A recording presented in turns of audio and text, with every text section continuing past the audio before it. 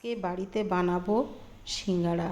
সিঙ্গাড়া বানানোর জন্য আমি ময়দাতে লবণ, সাদা তেল আর জল দিয়ে মেখে 5 মিনিট ঢাকনা দিয়ে রাখলাম।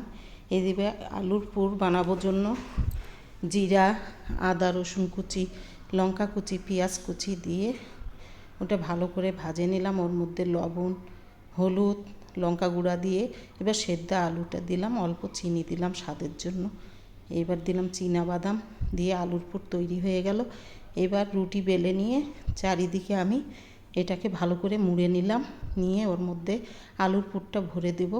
দিয়ে আবার চারিদিকে আমি জল দিয়ে দেব যাতে ভাঁজটা ভালোভাবে বসে।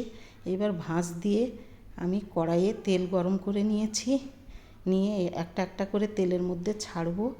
আর ছাড়ার পরে এটা মিডিয়াম হিটে ভাজতে হবে যাতে ভিতর থেকে এটা ভালো মুচমুচে করে ভাজা হয়।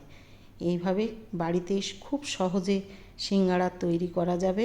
আপনারাও এইভাবে করবেন। যদি ভালো লাগে একটা লাইক করবেন, আর যারা নতুন আছেন সাবস্ক্রাইব করবেন।